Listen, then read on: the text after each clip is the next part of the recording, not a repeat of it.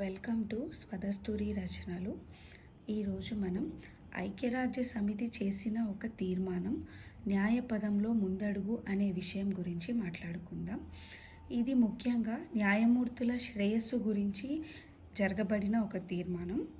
దీంట్లో విషయం ఏంటంటే, ఇద్దరు వ్యక్తులు, రెండు వర్గాలు, వ్యవస్థల మధ్య వివాద పరిష్కార ప్రక్రియలో క్లిష్టమైన బాధ్యతలు నిర్వర్తించడం న్యాయమూర్తుల విధి.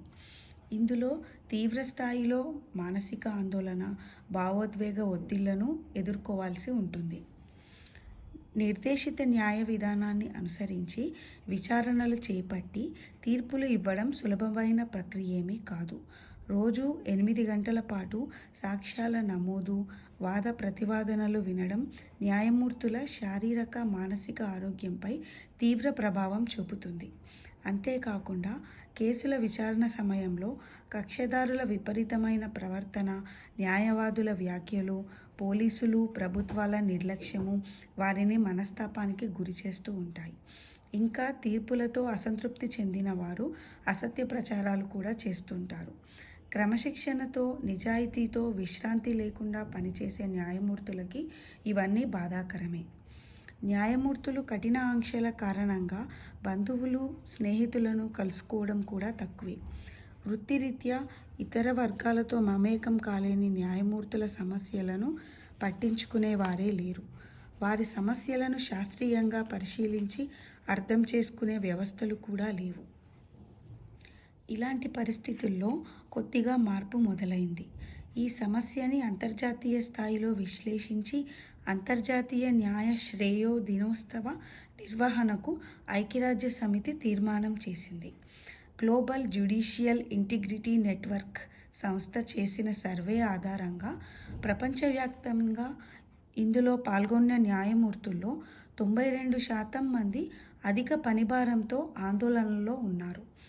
వ్యవస్థపరంగా తగిన మద్దతు తమకు దొరకడం లేదని 83% మంది న్యాయమూర్తులు బాధపడ్డారు. దీంతో న్యాయమూర్తుల శ్రేయస్సుకు తగిన ప్రాధాన్యం ఇవ్వాల్సిన అవసరం ఉందని, వారి సంక్షేమానికి అవసరమైన చర్యలు తీసుకోవాలని ఐక్యరాజ్య సమితి సభ్య దేశాలకు సూచించింది. ప్రపంచవ్యాప్తంగా న్యాయ వ్యవస్థలు, విద్యా సంస్థలు, న్యాయమూర్తుల సంఘాలు, పౌర సమాజం జూలై 25న న్యాయ శ్రేయో దినోత్సవాన్ని నిర్వహించడం ద్వారా న్యాయమూర్తుల సమస్యలపై అవగాహన పెంచాలని నౌరు అనే చిన్న దేశంలో 2024వ సంవత్సరంలో జరిగిన సమావేశంలో సూచించింది. జూలై 25న ఐక్యరాజ్య సమితి, స్థానిక న్యాయ వ్యవస్థలు, కామన్వెల్త్ సంస్థ కలిసి నిర్వహించిన సదస్సులో న్యాయమూర్తుల శ్రేయస్సుపై నౌరు ప్రకటన వెలువడింది. అందుకే ప్రతి సంవత్సరం జూలై 25న అంతర్జాతీయ న్యాయ శ్రేయో దినోత్సవాన్ని నిర్వహించాలని, దాని ద్వారా న్యాయమూర్తులు మరింత స్వతంత్రంగా, నిర్భయంగా, నిష్పక్షపాతంగా పనిచేసేందుకు న్యాయమూర్తుల శ్రేయస్సు అత్యవసరం అని, ప్రతి దేశంలో న్యాయమూర్తుల శ్రేయస్సు కోసం ప్రభుత్వాలు చర్యలు తీసుకోవాలని ఐక్యరాజ్య సమితి వివరించింది. ఆధునిక న్యాయ వ్యవస్థ ఏర్పాటైన ఎన్నో ఏళ్ల తర్వాత న్యాయమూర్తుల శ్రేయస్సుపై అంతర్జాతీయ స్థాయిలో ఈ విధంగా చర్చ జరగడం ఇప్పుడే. ఐరాస తీర్మానాన్ని ఆమోదించిన దేశాల్లో భారత్ కూడా ఉండడం సంతోషకరం.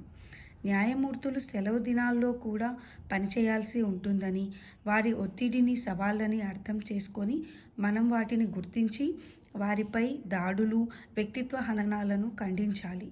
అలాగే ప్రతి సంవత్సరం జూలై 25న అంతర్జాతీయ న్యాయ శ్రేయో దినోత్సవాన్ని నిర్వహించుకోవాలి.